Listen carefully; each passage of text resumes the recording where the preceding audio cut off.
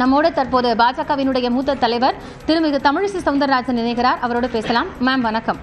வணக்கம். பட வெளியீடு அப்படிங்கறதே கர்நாடகாவில் தள்ளி போயிருக்கிறது. அந்த அளவிற்கு இந்த விவகாரம் மிகப்பெரிய விஷயமாக பார்க்கப்படுகிறது.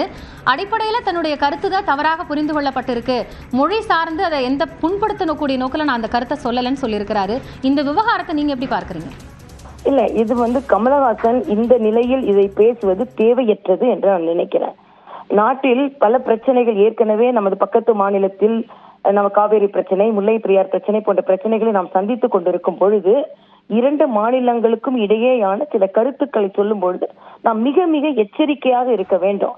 இன்று கமலஹாசன் அவர்கள் இந்த நேரத்தில் ஏன் அந்த கருத்துக்களை சொல்கிறார்? சரி, தவறாக புரிந்து கொள்ளப்பட்டுகிறது என்றால் அது அன்பு மன்னிப்பு கேட்காது என்று சொல்கிறார். ஆனால் நான் கன்னட மொழி பேசுகிறேன், நான் அன்பாக பார்க்கிறேன், நான் அவர்களை இணக்கமாக பார்க்கிறேன் என்று சொன்னால் அந்த அன்பில் நான் தவறாக சொல்லிவிட்டேன், இல்லை என்றால் தவறாக புரிந்து கொள்ளப்பட்டது என்று ஒரு மன்னிப்பு கேட்பது தவறில்லை. அன்பு மன்னிப்பு கேட்காது என்பதில்லை, அன்புதான் மன்னிப்பு கேட்கும்.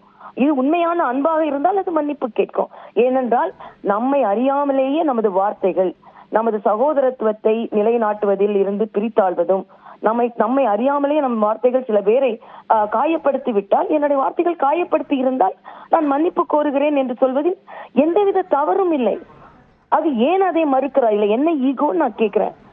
ஃப்ரீடம் ஆஃப் எக்ஸ்பிரஷன் என்று சொல்வதே, கருத்துரிமை என்பதே இன்னொருவரை காயப்படுத்தாததான் கருத்துரிமை என்று நம் ஜனநாயகத்தில் பேசப்படுகிறது. என்னால் எது வேண்டுமானாலும் பேசலாம். ஆனா ஒரு பகுதியினரையோ ஒரு சமூகத்தினரையோ அதை காயப்படுத்தினால் அது நாம் ஏற்றுக்கொள்ள வேண்டியதில்லை. அதனால் நான் அந்த வார்த்தைகளை திரும்ப பெறுவதில் தவறில்லை.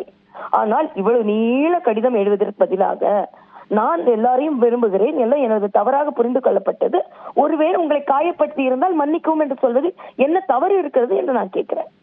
இல்ல, மொழி சார்ந்து வரும்போது அது புரிந்து கொள்ளப்படுகிறது அப்படிங்கறத தாண்டி தமிழிலிருந்து பிறக்கவில்லையா கன்னடம் அப்படிங்கிற அடிப்படை கேள்வியும் மொழியியல் வல்லுநர்கள் முன்வைக்கிறாங்களேங்கிற மாதிரி வருது. அந்த விவகாரத்துலதான் வருத்தம் தெரிவிக்கிறேன்னு அவர் தெரிவிச்சிருக்கிறார். சோ அதையும் கவனிக்க வேண்டியதா இருக்கே.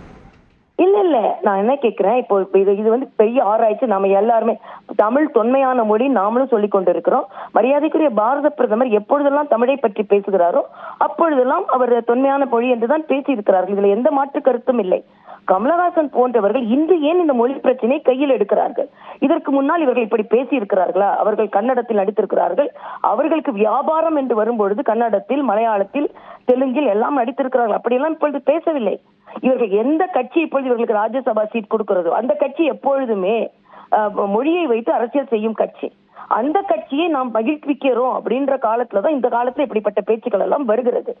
அதனால் அவர் இதை போன்ற பேச்சுக்களை எப்பொழுதுமே ஒரு சகோதரத்துவத்தை எந்த பேச்சு முறிக்கிறதோ அந்த பேச்சு இந்திய திருநாட்டில் ஏற்றுக்கொள்ளப்பட மாட்டாது. என இன்னொரு சகோதரியின் உணர்வுகளை புண்படுத்தியதென்றால் அதை நாம் மன்னிப்பு கேட்பதில் என்ன தவறு என்று நான் கேட்கிறேன்.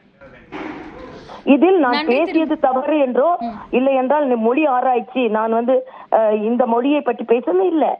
ஒருவேளை நாங்கள் புண்படுத்தி இருந்தால், ஏனென்றால் இன்னொரு மொழி, நாம் ஒரு மொழியை பற்றி பெருமையாக பேசும் பொழுது இன்னொருவரின் தாய்மொழியை பற்றியும் நான் பேசுகிறோம் என்பதை உணர்வே நாம் மனதில் வைத்துக் கொள்ள வேண்டும் என்பதுதான் நமது அடிப்படை கருத்தாக இருக்கிறது. ஆக கமலஹாசன் என்னவோ மொழி பற்றி தமிழுக்காக அவர் உயிரை கொடுப்பவர் போலவோ மற்றவர்களால் இல்லை என்பது போல இப்பொழுது அவர் முன்னெடுக்கிறார். அதுக்கு முன்னாடி எவ்வளவு நாள் தமிழை முன்னெடுத்தார்கள் என்று நமக்கு தெரியாது. இந்த நேரத்தில் ஏன் எடுத்து ஒரு நாட்டின் ஒற்றுமையை நிலைக்குலைய செய்ய வேண்டும் என்பது நமது கருத்து. நன்றி திருமிகு தமிழிசை, உங்களுடைய கருத்துக்களை இணைப்பில் பகிர்ந்து கொண்டமைக்காக.